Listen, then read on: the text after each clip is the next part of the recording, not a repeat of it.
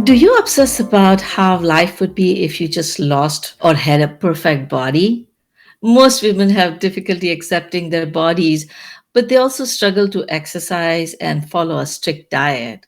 Would you like to learn how to enjoy the pleasure of eating without guilt and learn a faultless, sustainable system for living while enjoying your best life? Then this episode is for you. Give us thumbs up if you are interested in this topic. Welcome to Happy and Healthy Mind. My name is Dr. Rosina, and over the last 20 years, I have been serving as a medical doctor specializing in psychiatry, a best selling author, and a transformative speaker. I believe our mind is the software that runs the hardware of our brain and our body. Therefore, I share practical tips for mental fitness so you can live your best life without burnout and unnecessary suffering. Please consult your healthcare professional for any healthcare advice. But if you find this content helpful, then join our mission of eradicating preventable sufferings and suicides by liking, subscribing, and sharing so more people can live their best life with health and happiness. And today, our guest is Anne Poirier, the leader of the Body Joyful Revolution community. Having overcome her own eating, food, weight, and body image challenges, and drawing upon close to 4 decades of experience, Anne Poirier put pen to paper and wrote the book, The Body Joyful: My Journey from Self-Loathing to Self-Acceptance, to share her highly personal and life changing journey. She's a BS in exercise science, certified eating disorder specialist, and intuitive eating counselor. So let's learn from her. Thank you so much, Annie, for joining us today. Thank you very much for having me. I'm Welcome. excited to be here. So, can you share your story? How did you become interested in this topic? Well, growing up, I did not like my body at all. I had messages very early on that were just subtle messages around me that I wasn't the right size, that I didn't look like my friends, I didn't look like other kids. And so my first diet came in junior high, just as I first started junior high and had to change my clothes in gym class uh, Mm-hmm. and put on the gym uniform in those days. That was horrifying. And I just Yeah. found myself in my brain the whole time degrading myself and really realizing that I don't look right, that I need to do something, and there must be a way to lose weight. And so I was obsessed with trying to lose weight. Mm-hmm. And my very first diet was set me up and brought me right into an eating disorder. And at 12 years old, I had anorexia nervosa and was actually hospitalized Oh, for a couple of months with that. So that's where this whole journey and lifetime really of dieting and restricting, over exercising, negative self-talk, started, and then just continued because I learned it.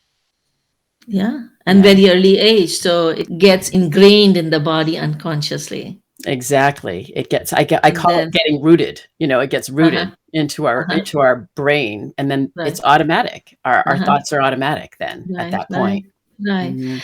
And so, what problems that caused you until you started developing some of the tools that you're going to share today? I think the biggest things that were really hard for me were my brain was always consumed with how many calories did I eat? How many calories did I burn off? I wasn't engaged in life. One of my biggest regrets, I would say, would be missing a lot of my children's the little things, right? Because I was always obsessed about what I was doing next or what I was eating. And so missing out on life events is a huge part of this kind of a disorder where your Hmm. brain, I think about 90% of my brain was taken up within Hmm. myself over food Hmm. and eating and what I looked like and trying Hmm. to change my body to Hmm. look a way that I thought it was supposed to look. Uh-huh. Uh-huh. That So you could not enjoy life. You no. could not be the best you could be at home or work. It robbed you. It costed you Yes. your happiness. And we'll go into the practical tips in a few minutes tell me how life is different once you apply these tools in your life. Everything has changed now, and it really was when I went back to school for my eating disorder specialist. Uh-huh. I realized, "Oh my goodness, why didn't somebody tell me these things before? Why didn't I Uh-huh. understand or learn about these things before?" And I was actually quite angry that no Uh-huh. one had ever talked about it. All I could Uh-huh. see was what was in front of me is that you are supposed to look this way and you're supposed to act this Uh-huh. way, and if you look this way, then everything will be fine. If you lost the weight, Uh-huh. you'll be happy. Right? So Uh-huh. now that I'm using a series of different tools, life is so much happier. I step Uh-huh. into things. I allow myself Uh-huh. to say yes to things that I would never have said yes to before. Wonderful. Um, Wonderful. and I'm living in the moment, right? Wonderful. I can actually enjoy moments Uh-huh. now, whereas I Uh-huh. missed out on a lot of those Mm-hmm. Mm-hmm. Well, for way too many years, way too many years. well, Yeah. wonderful. And so let's help our audience and see what practical tips you can share in this short time that people can apply in their life right away. Sure. I talk about 5 different steps in kind of this process, and the very first one is shifting our mindset and our self-talk. You know, how do we start to be more compassionate to ourselves? How can we notice our inner critic, our inner I call it a mini me, so how can we notice our mini me, and then how can we strengthen our more compassionate, stronger, kinder maxi me? So understanding that we can step into changing our self-talk. So Mm-hmm. that's one part of it. Mm-hmm. Another big part is tuning into ourselves for what we need as individuals for food and eating, as opposed to looking externally for the next diet that's going to quote unquote fix you. And that's where I came into intuitive eating. And so intuitive eating was developed by Evelyn Tribole and Elise Reich back in the 90s, about tuning into our own bodies, noticing our own hunger, noticing our own fullness, and really tuning inward to do what's right for us as individuals, because we all are individuals, Mm-hmm. as opposed to all of us trying to find and follow a specific diet plan Right. that is, supposed to make us change us or make us different. That's So, why, like, not every diet work for everybody. Like, for one person, one thing really, really works well, and the same thing doesn't work for another person. mhm. They talk about this intermittent fasting or working for many people, but then it does never works for me because I start having heartburn. And so yeah, everything does not work for everybody. So the first one was change your mindset. The Mhm. second one was become intuitive about your own needs, so then you eat intuitively. All Yes, right. correct. So Yes. what's the third one? The third one is to disconnect exercise with how it shapes our body or how many calories it burns. So I call it joyful movement. So I don't even Uh-huh. use the word exercise anymore. So how can we find ways to move our bodies that are joyful and happy and we like and our bodies feel good doing them? Right, Because right, not every body likes every kind of movement. So right, right, and if we find something that we like, it becomes a want to do. I want right, to do that versus I have to do or I should do or I need right. to do or blah, blah, blah, that all Yeah, that vocal degrading talk that we tell ourselves I right, should right. be doing. So Yeah. that's number 3 is this joyful movement. Joyful Mhm. movement instead of forceful exercise, do joyful movement. Mhm. That's Yes. great. That's Yeah. great. Or that the harder and faster and more is better. That kind of mentality that just doesn't work for a lot of people. Yeah, So this joyful movement I think was really a big changing point for me. wonderful. Yeah. So first one was mindset. The Mm-hmm. second one was intuitive eating. Mm-hmm. Third one was joyful exercise or Mm-hmm. joyful movement. Sorry. Mm-hmm. Yes. Yes. Okay. What else? Number 4 is appreciation. I call it body AA, appreciation and acceptance of our bodies. All right. How can we see our bodies from a different perspective, right? Mm-hmm. Looking at ourselves differently. And it usually starts more with just what does my body do for me? Changing our focus from the things we don't like about our body. I mean, I don't, I'm sure someone in the audience has looked at a mirror and not liked a particular part of their body. Has anybody done that? Right? Not liking, I know, or we look in the mirror and our eyes go directly to the spot that we hate. And Right. then that starts the self talk versus how can I look in the mirror and see something that I like? And so starting to appreciate the wonderful things that our body does do for us on a daily basis and focusing our attention there and then moving into seeing our whole body in a different light, Yeah. shining a light on Yeah. that. I do this gratitude. I practice gratitude myself for Mhm. last 16, 17 years on a daily basis. And I run a gratitude challenge. So let me also tell the audience that we are going to be running a gratitude challenge starting next week. So please go ahead and sign up for the gratitude challenge, drrosina.com/gratitude challenge. So one of the challenges that we talk about is what do you appreciate about your body? Like you just Yes. said, that, what do you like about your body? You're kind of seeing it from a different perspective in the sense that looking in the mirror and appreciating what you like. See, I am a psychiatrist and I see a lot of people with depression and anxiety, but a lot of people I also see are injured workers. Mm. And so when they come, their focus is their pain. They're part of the body that is not working. Somebody's back is injured and they're wheelchair bound, or their fingers are cut, or, like, they're significant Mm. deficit, and their whole focus goes on what is the deficiency, Mhm. or what part of the body they're feeling the pain, and they can't focus on anything else. So when I'm at the end of my appointment, I ask them to tell me three things you're most grateful for, and most of the time they would identify external things, but they could not find positives about their body. Yeah. And so then I help them. Actually, I tell them the example of one of my patients. When I asked her what she's grateful for, she said, I'm grateful for my legs so I can go to the bathroom by myself. Mm. I said, what? No, I never thought about it. Like, you take it for granted. And she said, I take care of people who are bedridden. And so Mhm. I know how important it is to be able to go to the bathroom by yourself. And I appreciate my legs for that. Yeah, that's wonderful. That's Yeah, wonderful.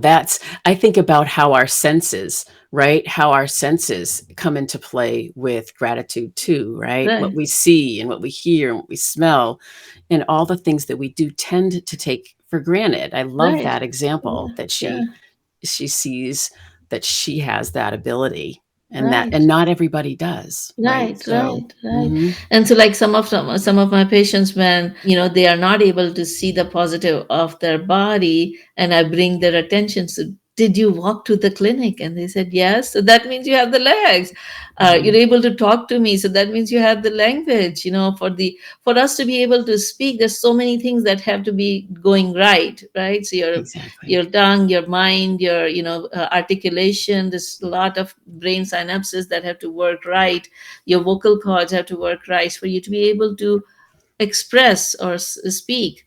I really align with what you're saying. Appreciate Mm, things that are working in your body rather than things that are not working. All right, so right, that was the right. fourth one. What's the fifth Right. one? And the fifth one is self-care. I call it self-care to stress less and taking care of ourselves so we can decrease our stress level. I mean, the world is in such a high stress mode, chronic stress mode so much right now, and how damaging that is for our bodies.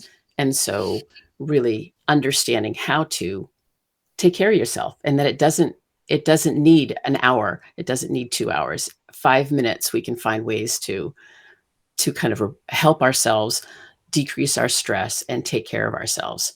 So it goes in conjunction with a lot of the other steps too.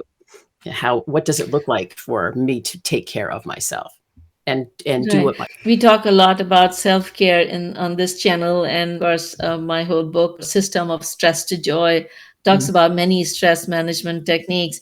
What are your favorite techniques that you utilize for yourself and your clients? Well, I have an ABC, right? And it usually Okay. has to do with kind of, and it'll probably link in with some of yours, awareness Uh-huh. of when we need self care or awareness when we are stressed out. So it's awareness of our stress. So that's A, and then B is breathe.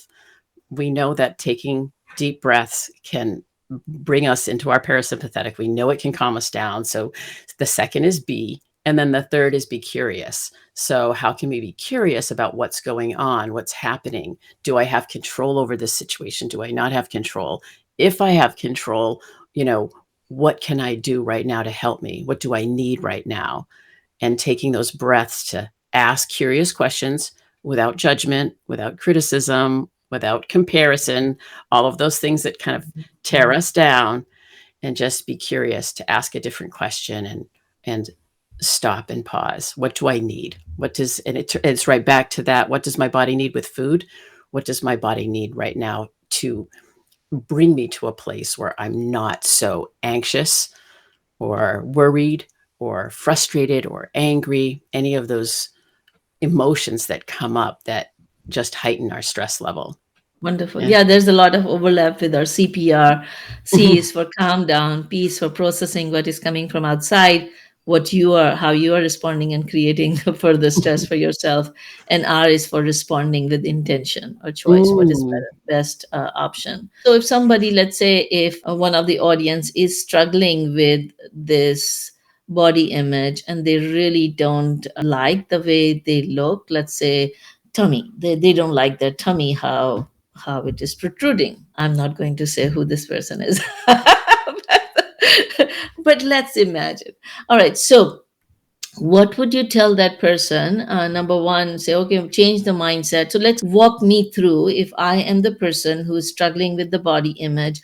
How would you help me apply and shift my mindset so I am not focused on so much on that body part, but at the same time, I do take care of my good nutrition and I do that exercise and I do eat healthy so I can be in the best shape possible.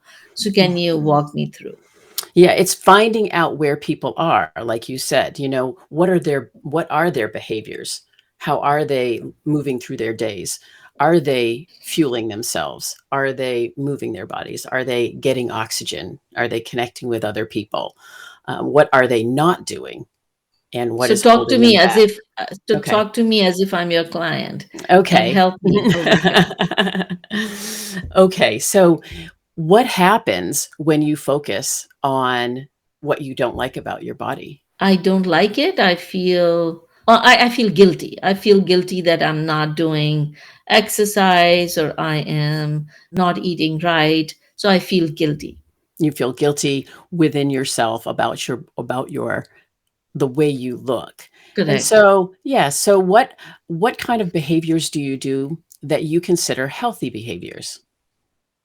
In response to that, Yes. well, then I get motivated to go to YMCA to do my exercise. Or if I have been taking a lot of days off, I kind of say, okay, I need to do something. I need to get going. And so, Mm, so that's kind of a healthy behavior, I think. When I notice that, I start taking action on having more movement, like you mm, said. yeah, and finding things that maybe you like to do, Yes. that might be a helpful way to try to do that too. When you feel bad about the way your stomach looks, can you shift your focus to what your stomach does for you versus what it looks Mm. like? So I can be grateful for it digesting and giving me nutrition from all the food that I'm eating. Yeah, so that would make me feel good about my stomach. Yes, and it's helpful. Without it, it would be difficult to digest our foods, right?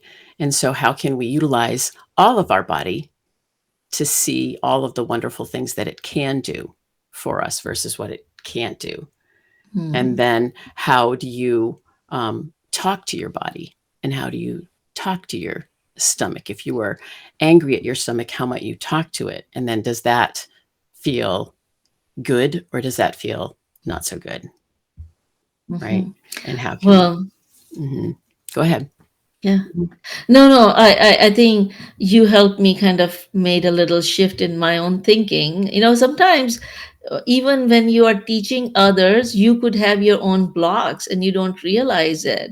And Mhm. me teaching people positive thinking, cognitive challenging, gratitude, I never thought about to be grateful for my stomach, for Mhm. digesting food. So thank Yes, you. yes, your stomach does all kinds of good things. So there's all it holds all kinds of great organs in there, right? So Right, they right, do all right. kinds of great things. Yeah, yeah. Yeah, And then I think about how can we be friends with our body, right? How can we be friends with our stomach? How can we be friends with our legs? How can we be friends with our arms? Or the places that we don't like or that we've been hmm beating up, hmm and start to think about them as talking to them that way too. Thank you for digesting my food for me today. I appreciate that. That's great. So you didn't give me an upset stomach or you didn't, make me feel this way or that way. So it's that a kinder, more compassionate voice to our yeah. bodies. Mm. So one of my colleague, usually talks to her body, especially like, when her legs are hurting, she would start saying, "I'm sorry you are hurting, but thank you so much for holding my weight the whole day or for so many years, and you will get better." And so she starts talking to that part of the body. And I think that there is a wisdom on talking to your body like that. Mm. On the other hand, initially when I heard it, I thought it was crazy talk. Do you get that? Yes. You get that Yes. feedback? All right. So, I get so a lot what do of you things tell? that are crazy talk. What do you mean? So, Yeah. so, so what? How do you help people overcome that feeling that it's crazy to talk to your body? Yeah, and that could be journaling, right? It could be journaling things out. I always talk about writing a letter to a particular body part, and then Ah, allowing the body part to write you back. I think there's a second part to that whole exercise, right? uh-huh. We can write to our bodies, we can write to our stomach, we can write to our legs, and then read it, and then allow and give permission for your stomach or your legs or that body part to write you back and say, this is so it becomes more of a understanding and a connection. So it's not so disconnected from the brain and all the patterns that we've said. This is this is what I hate about this particular body part. And that's been, like you'd said, it's been repeated over and over and over again. Right. And I know, how many people have had the same conversation about the same body part for years and years and years. And that's how we want to start to shift that kind of Mhm. perspective around that particular body part. And So you can have a dialogue. Like there's a journaling technique that I teach people. It's called self dialogue, where there's a discussion between you and someone you care about. So, like sometimes I write the dialogue between the doctor and patient. When I'm the patient, I'm the doctor, and I kind of go back and forth to come to resolve, like, what is the issue? What are the options? What is the action plan? mhm, So that's I call that self dialogue journal in my system. And so mhm, maybe we can have a dialogue between you, your brain, and your leg, or your brain and your stomach. You're writing, you are both, you mhm, yourself is as your brain and your leg. But then as you're writing the dialogue, you can understand the relationship right, that has been developed. And like you said, if you identify negative or maladaptive, not negative, maladaptive behavior, you can change it to more adaptive behavior right. Things and that may help you support. change. Mhm, Yeah. mhm. So there's so much to talk about. I'd love to continue to talk, but I am aware of the time passing. So let's wrap up a little bit over here and then give people some resources so they can read or listen to you more. Oh, well, first let me share with them that your book just came out in October. Yes, October 5th. So Mhm, the body joyful, my journey from self-loathing to self-acceptance. It just came out in October. It is available on Amazon. So anybody who wants to read a little more, please go ahead and get her book and hear her story in more detail. mm, And then she's been very gracious. Thank you, Anne, for sharing the gift of the 5 secrets to food freedom and body mhm, confidence. People can get this by going to our website, thehappyandhealthymind.com. And if you look for the resources, you'll be able to get the link. And so, can you kind of summarize your message for us today in terms of what kind of problems people can get if they don't develop this friendship Mm. with their body, if they don't develop this mindset and intuitive eating and joyful exercise and being grateful for what is working and instead of what is not working. What kind Mm. of problems people could have, if you can summarize in a line or two? Yeah, I think that you miss out on so many memories and experiences. You don't go to weddings, you don't go to parties, you step away from being in pictures with people because you don't want to be on in a picture. You spend so much time in your head. You kind of, like you had said earlier, you miss out on life. Mhm. And there's so much less joy because you're always worried about what other people are thinking about you, or how you look, or what you're eating or what you're not eating, or what you should be doing or what shouldn't be doing, and all of Mhm. those things. Your mind is just too occupied to actually enjoy Mhm. living the life that you're meant to live, which Mhm. means you're not available to step into what you're here for. I think Right. about, the gifts, and you're bringing your best life is Yeah. sharing your gifts and sharing your talents. And if you don't believe in yourself, you don't step out to share those Right. gifts. And on the flip side, if people do adopt these techniques, then they may be able to go into that connection with their life. And Yeah. so what would be the benefit of living an intuitive eating and joyful exercise, joyful movement life? Yeah. Well, it's you get to eat food and enjoy food, and there's no shame or guilt. There's not that shame guilt cycle. You enjoy movement. You move in the ways that your body feels good. There's less pain, right? Because you're moving your body, and Mhm. there's less negativity, well, or just negative self-talk within yourself, so that you will step into saying yes to some of the great memories that you may not have said yes to. So it is that Wonderful. whole joy and authenticity and just living your life. So So what would be your take-home message for the audience today? there's hope. There's hope and healing possible. And it's just making a decision, and know that you have choices to do that.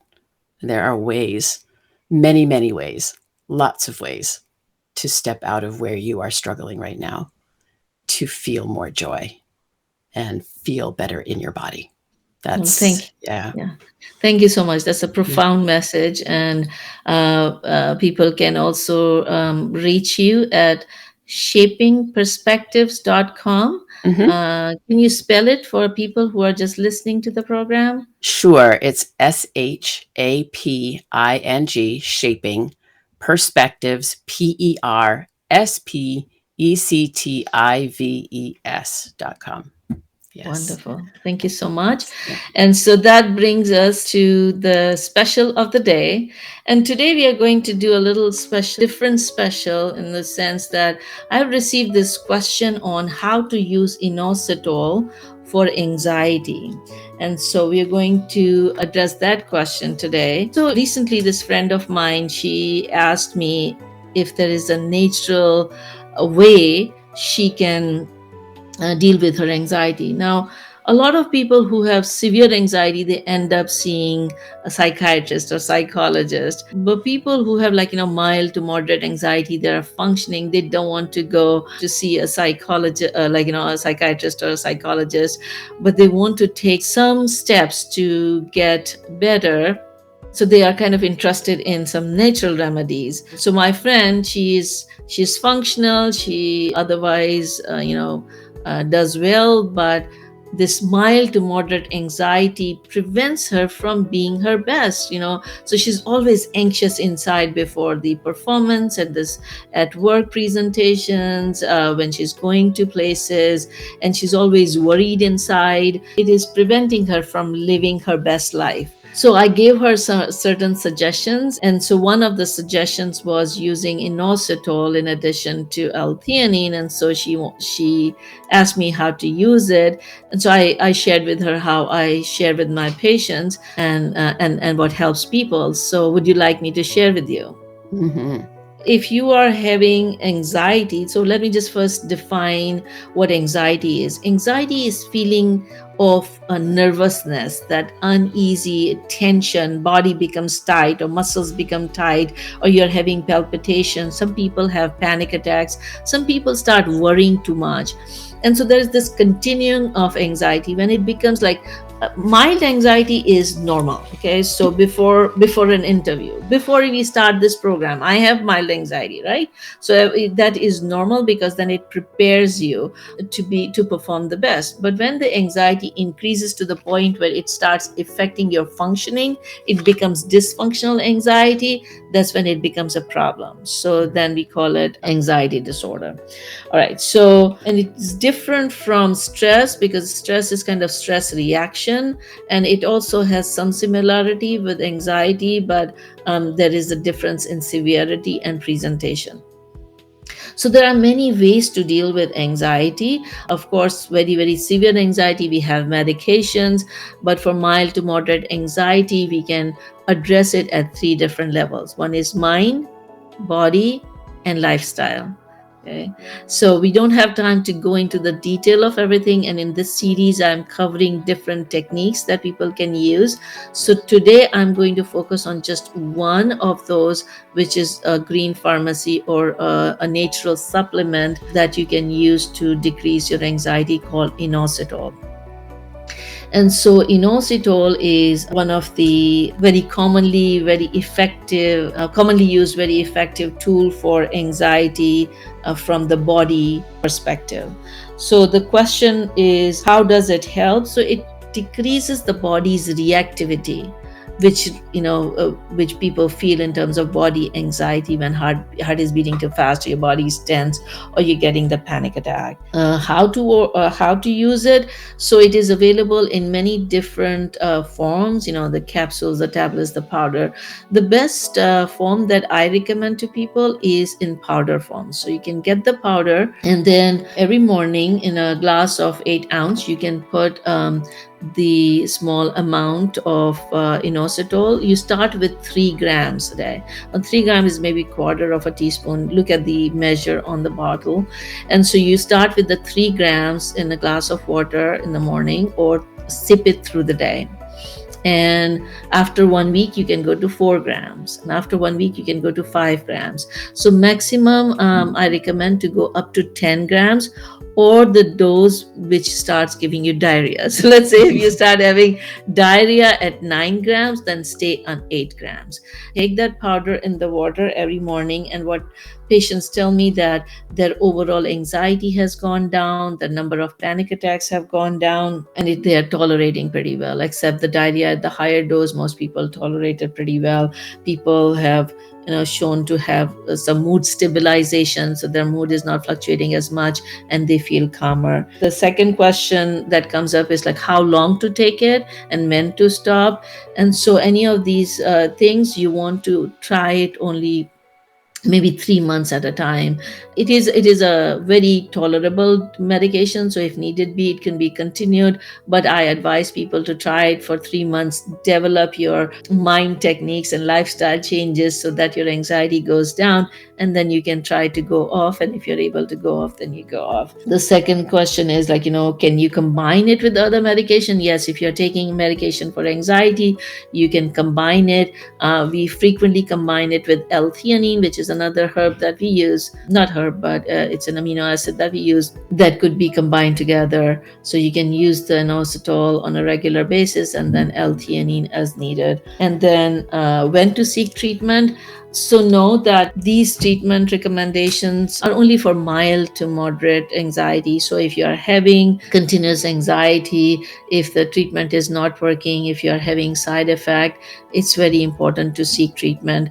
And you want to seek treatment from either an integrative psychiatrist like me, or a naturopath who can explain to you use of natural remedies, if that's what direction you want to go. But you don't want to just continue to suffer yourself. There's a lot of help available. where to order. So it is available at many stores. One of the problems happening with the green pharmacy is because there's so many companies producing so many types, and there's no FDA, oversight.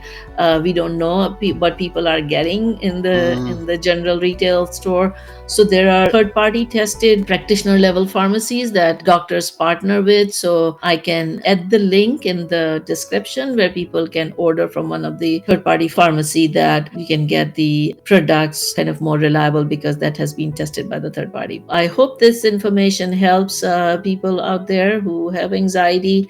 And if you have any further questions, please send us those questions and we'll try to answer in these programs. But just remember, these are not treatment recommendations. These are just suggestions, and always seek out your healthcare professional for specific treatment advice. Thank you so much for your time, Annie. Thank you for joining us today. Let me leave people with this question, what you also posed, that today is the first day of the rest of your life, and you have a choice. What are you going to choose? Are you going to continue to suffer for whatever reason or thoughts that have been making you suffer, or you're going to take steps, learn some new tools, and improve your mental health and well-being and live your best life? Remember, every day is a new day, new opportunity to make new choices. Keep making new choices. Stay safe and healthy. Till next time, Dr. Rozina.